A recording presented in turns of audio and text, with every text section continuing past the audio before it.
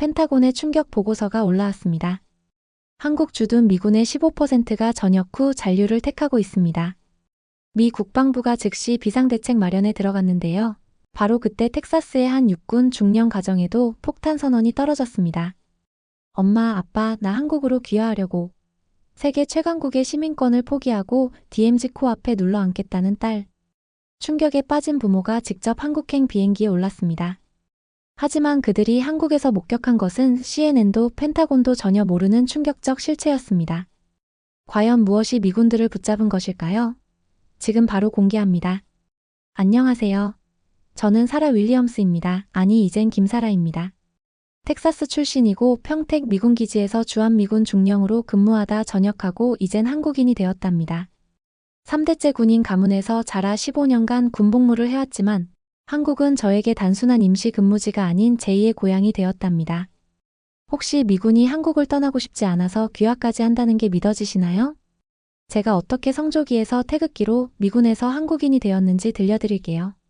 정말 믿기 힘든 이야기지만 모두 진짜랍니다.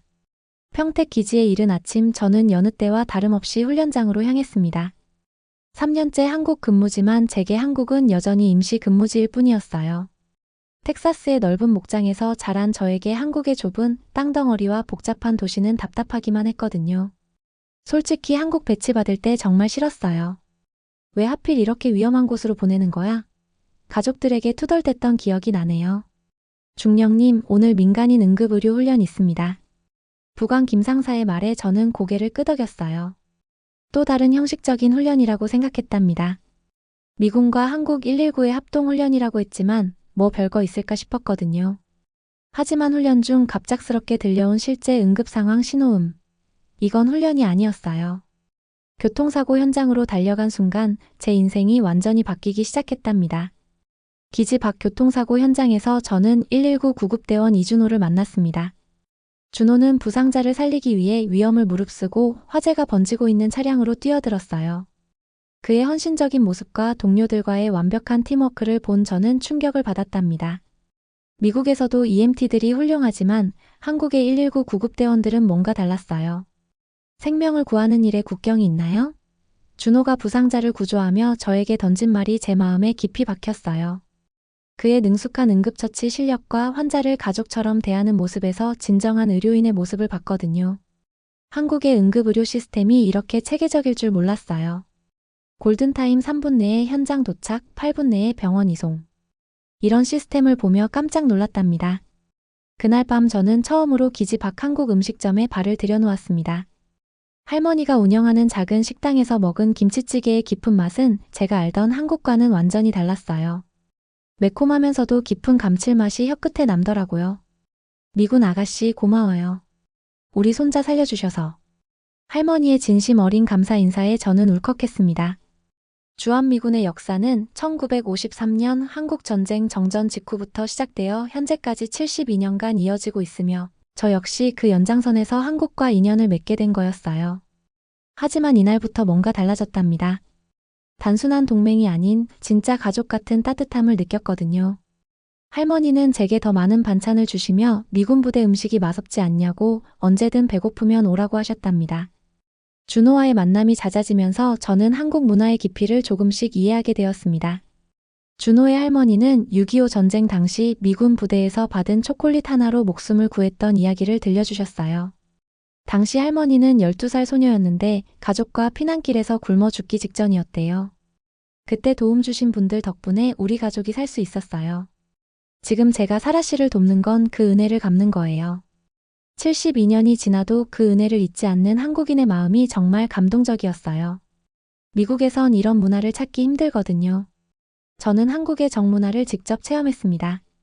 동네 사람들이 저를 우리 동네 미군 언니라고 부르며 자연스럽게 받아들이는 모습, 아픈 이웃을 위해 밤새 간병하는 모습들. 미국의 개인주의 문화에서 자란 저에게는 신선한 충격이었거든요. 특히 준호가 일하는 119 안전센터에서 본 한국 구급 의료진들의 전문성에 놀랐어요. 최첨단 장비와 체계적인 시스템, 그리고 무엇보다 환자를 가족처럼 대하는 마음가짐. 우리는 단순히 환자를 병원에 옮기는 게 아니라 희망을 전달하는 사람들입니다. 준호의 말이 제 가슴에 와닿았어요. 한국에 119 신고해서 병원 도착까지의 평균 시간이 8분이라니. 이건 세계 최고 수준이더라고요. 한국의 응급의료 시스템은 정말 세계 최고 수준이었어요. 골든타임 내 병원 도착률이 95% 이상이라니. 미국보다 훨씬 빠르고 효율적이었답니다. 더 놀라운 건 의료비예요. 한국은 국민건강보험 때문에 응급실 이용료가 미국의 10분의 1도 안 된다는 거였어요. 무엇보다 의료진들의 헌신적인 자세가 인상적이었답니다. 한국어를 배우기 시작한 저는 언어 속에 담긴 한국인의 정서를 발견했어요. 고생하셨습니다. 안녕히 가세요. 잘 다녀오세요. 같은 일상적인 인사말 속에서도 상대방을 배려하는 마음을 느꼈답니다. 준호는 제가 서툰 한국어로 말할 때마다 격려해주며 더 많은 표현을 가르쳐줬어요. 언어를 배우며 한국인의 마음도 함께 배워갔답니다. 한국어에는 높임말이 있어서 상대방을 존중하는 문화가 언어에도 녹아있더라고요. 그러던 어느 날 갑작스러운 아버지의 심근경색 소식에 저는 급히 텍사스로 향했습니다. 30년간 공군 복무한 아버지 로버트 윌리엄스는 중환자실에서 생사를 오가고 있었어요. 의사들은 최선을 다해보겠지만이라며 말을 흐렸답니다. 제 마음은 무너져 내렸어요. 평생 건강하셨던 아버지가 갑자기 쓰러지시다니 정말 믿을 수 없었거든요. 절망에 빠진 저는 한국에서 배운 한의학 지식을 떠올렸어요. 준호의 할머니가 가르쳐준 경혈 마사지와 한방차 우리는 법. 한의학은 우리나라에서 발달된 고대 의학이 중국, 일본 등 한자 문화권 지역의 의학과 교류되면서 영구, 전승되어 온 5,000년 역사의 학문이라는 걸 배웠거든요. 처음엔 미신이라고 생각했는데 준호 할머니의 설명을 들으니 나름의 과학적 근거가 있더라고요. 처음에는 반신반의했던 어머니와 의료진도 제 정성스러운 돌봄을 보고 협조하기 시작했습니다. 매일 새벽 5시에 일어나 아버지의 손목과 발목 경혈을 마사지하고 한국에서 가져온 한방차를 우려드렸어요. 특히 신기한 건 혈자리를 누르면 아버지의 표정이 편안해지는 거였어요. 놀랍게도 아버지의 혈압이 안정되기 시작했답니다. 담당 의사도 신기했어요. 환자분이 많이 안정되셨네요. 뭔가 특별한 치료를 받고 계신가요? 저는 한국 전통의학을 병행하고 있다고 설명했답니다. 의사 선생님도 관심을 보이시더라고요. 서양의학과 동양의학의 만남이 이렇게 효과적일 줄이야. 기적같이 아버지의 상태가 호전되기 시작했어요. 살아. 네가 한국에서 뭘 배웠길래 이런 마법을 부리니? 아버지의 농담 섞인 말에 저는 눈물을 흘렸답니다. 한국에서 배운 것이 단순한 기술이 아니라 생명을 소중히 여기는 철학이었음을 깨달았어요. 서양의학과 동양의학이 조화를 이루면 이렇게 놀라운 결과를 낼 수 있구나 싶었답니다. 한국 사람들이 너를 얼마나 좋아하는지 알겠구나. 태어나는 아버지가 저에게 말했습니다. 네가 보낸 사진과 편지를 보니 완전히 다른 사람이 된 것 같아. 행복해 보여. 그제서야 저는 자신이 한국에서 진정한 행복을 찾았음을 인정했어요. 텍사스의 넓은 목장도 군인으로서의 영광도 한국에서 느낀 따뜻함과는 비교할 수 없었답니다. 한국으로 돌아온 저를 기다리고 있던 것은 전속 명령이었습니다. 윌리엄스 중령 본국 펜타곤으로 발령입니다. 축하드립니다. 상급자의 말에 제 마음은 복잡해졌어요. 군인으로서는 영광스러운 승진이었지만 이제 막 뿌리를 내리기 시작한 한국을 떠나야 한다는 현실이 괴로웠답니다. 펜타곤 근무는 모든 미군 장교의 꿈이었는데 왜 이렇게 마음이 무거울까요? 준호와의 마지막 데이트에서 저는 고민을 털어놓았어요. 미국으로 돌아가면 우리는 어떻게 되는 거죠? 국제연애가 이렇게 힘든 줄 몰랐어요. 준호는 씁쓸하게 웃으며 답했습니다. 사라 씨의 행복이 가장 중요해요. 저는 기다릴 수 있어요. 그의 무조건적인 사랑이 제 마음을 더욱 흔들어 놓았어요. 이런 사람을 어디서 또 만날 수 있을까요? 그날 밤 저는 한강공원을 혼자 걸었어요. 한강에서 바라본 서울의 야경은 3년 전 처음 한국에 왔을 때와는 완전히 다르게 보였답니다. 차가운 군사시설이 아니라 따뜻한 집처럼 느껴졌거든요. 한강 다리마다 반짝이는 불빛들이 제게 말하는 것 같았어요. 여기가 내 집이야. 반포대교의 무지개 분수를 보며 저는 한국이 얼마나 아름다운 나라인지 새삼 깨달았답니다. 동네 할머니들이 저를 위해 준비한 송별회에서 저는 펑펑 울었어요. 작은 식당을 가득 메운 사람들. 마이너스 김밥집 아주머니, 세탁소 아저씨, 문방구 할머니, 그리고 준호의 부모님까지. 모두가 저를 진짜 가족처럼 대해주셨거든요. 특히 김밥집 아주머니가 제 손을 꼭 잡고 말씀하시는 게 잊혀지지 않아요. 살아, 너 없으면 우리가 얼마나 허전할지 아냐? 우리 사라야, 미국 가도 여기가 내 집이야. 언제든 돌아와. 할머니들의 마지막 인사말이 제 결심을 굳혔답니다. 이곳이 바로 제 진짜 집이었어요. 미국 국적이 뭐가 중요해요? 제 마음은 이미 한국인이 되어 있었거든요. 그날 밤 저는 인생에서 가장 중요한 결정을 내렸답니다. 미국으로 돌아가되 반드시 한국으로 다시 돌아와서 여기서 새 인생을 시작하겠다고 말이에요. 미국에서 보낸 6개월 동안 저는 한국 문화의 세계적 영향력을 새롭게 인식했습니다. 펜타곤 동료들이 BTS 음악을 듣고 K-드라마를 보며 한국 화장품을 사용하는 모습을 보며 놀랐어요. 사라, 너 한국에 있었잖아? 진짜 오징어 게임 같은 곳이야? 킹덤은 어때? 동료들의 질문 폭탄에 저는 한국의 진짜 모습을 설명했답니다. 한국이 전 세계 넷플릭스를 장악했다니 정말 자랑스러웠어요. 펜타곤 구내식당에서도 한국 음식이 인기였어요. 비빔밥, 불고기, 김치까지. 모든 사람들이 K푸드에 열광하더라고요. 저는 자연스럽게 한국 문화 홍보대사가 되어 있었답니다. 한국이 정말 안전하고 깨끗한 나라라고 사람들이 얼마나 친절한지 설명해줬어요.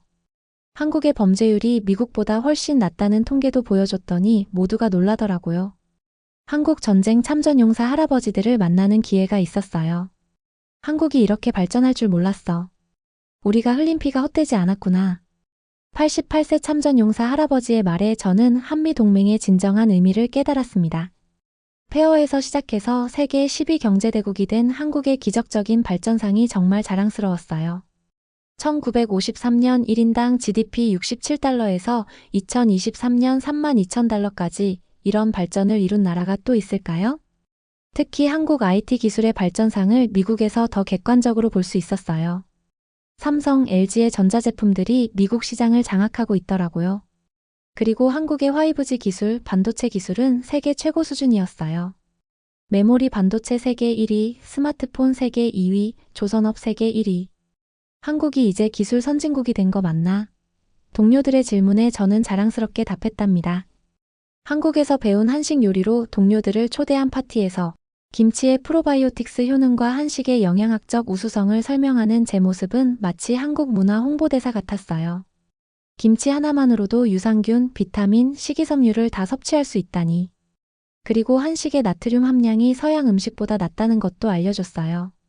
동료들이 감탄했어요. 사라, 너 완전히 한국 사람 다 됐네. 친구들의 농담에 저는 미소 지었습니다.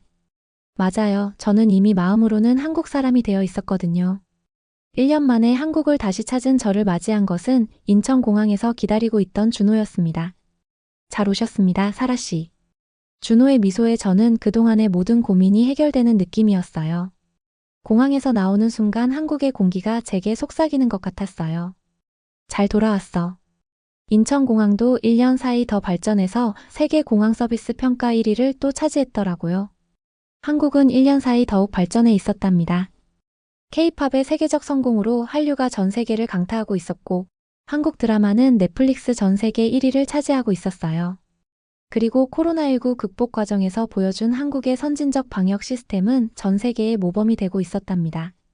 K방역이라는 말까지 생겼더라고요.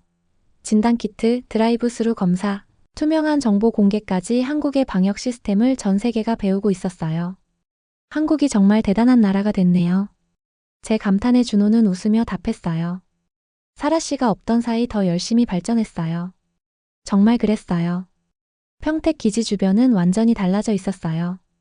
국제적인 도시로 발전한 평택에서 저는 한국의 역동성을 다시 한번 느꼈답니다. 캠프 험프리스 확장과 함께 평택이 완전히 새로운 도시가 되어 있었거든요. 특히 한미문화교류센터에서 열린 행사에서 만난 다양한 국적의 사람들이 모두 한국 문화에 매료되어 있는 모습을 보며 한국의 소프트 파워를 실감했어요. 프랑스에서 온 교수님은 한국어를 유창하게 구사하며 K-드라마 이야기를 하셨고, 브라질에서 온 학생은 K-팝 댄스를 추며 즐거워했어요. 독일에서 온 사업가는 한국의 디지털 기술에 대해 질문하고, 인도에서 온 의사는 한국의 의료 시스템을 배우고 싶다고 하더라고요. 그날 저녁 준호의 할머니가 정성스럽게 준비한 저녁 식사 자리에서 저는 중요한 결정을 발표했습니다. 할머니, 저 이제 정말 한국 사람이 되고 싶어요. 할머니의 눈에 눈물이 고였어요. 우리 손녀 진짜로 집에 온 거구나. 그 순간 저는 알았어요. 이게 바로 제가 평생 찾던 진짜 가족이라는 걸. 준호도 제 손을 꼭 잡으며 말했어요. 사라 씨 정말 고마워요. 한국을 선택해 주셔서. 전역 신청서를 제출한 저는 한국 귀화 준비에 본격적으로 들어갔습니다. 15년간의 군 생활을 정리하는 것은 쉽지 않았지만 새로운 삶에 대한 기대감이 더 컸답니다. 동료들도 처음엔 놀랐지만 나중엔 응원해줬어요. 한국사를 공부하면서 저는 한국인의 저력을 새롭게 발견했어요. 고구려의 광개토대왕이 만주와 한반도를 호령했던 이야기, 조선의 이순신이 명량대첩에서 13척으로 133척을 물리친 기적, 그리고 근현대사의 독립운동가들의 숭고한 희생까지. 임진왜란, 일제강점기, 한국전쟁 등 수많은 시련을 극복하고 한강의 기적을 이룬 한국인의 정신력에 감동했어요. 불굴의 투지와 교육열, 그리고 서로를 도우며 살아가는 공동체 정신까지. 이런 DNA를 가진 민족의 일원이 되는 거구나. 저는 정말 자랑스러웠답니다. 한국어 시험도 생각보다 어려웠어요. 특히 높임말과 반말의 구분, 한자어와 순우리말의 차이까지.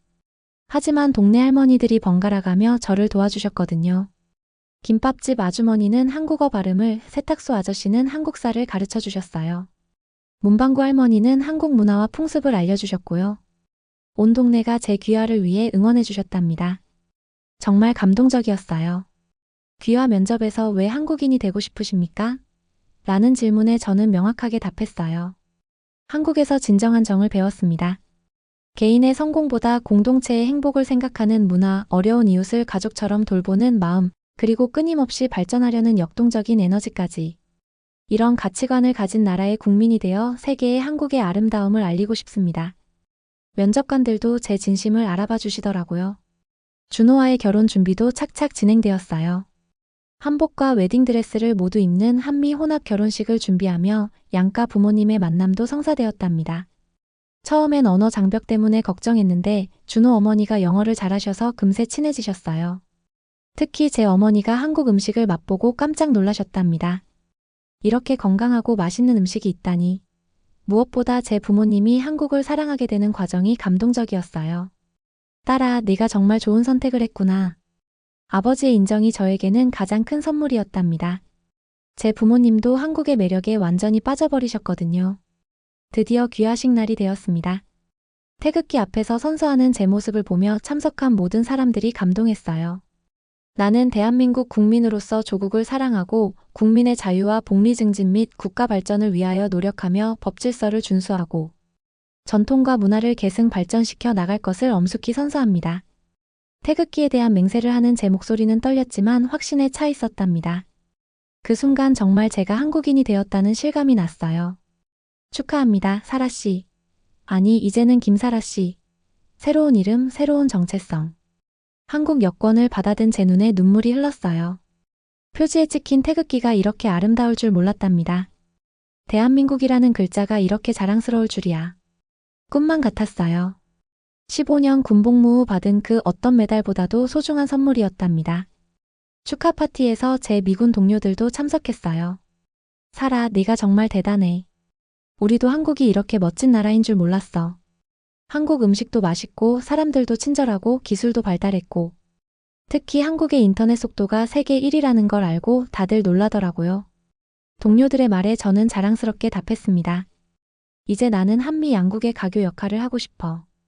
두 나라가 더 가까워질 수 있도록. 한국과 미국 둘 다 제 조국이니까요. 동네 할머니들도 모두 오셔서 축하해 주셨어요.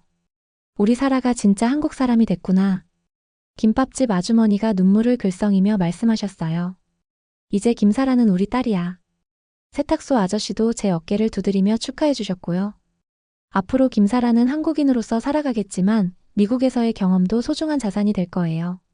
특별히 119 동료들도 와서 축하해 줬어요.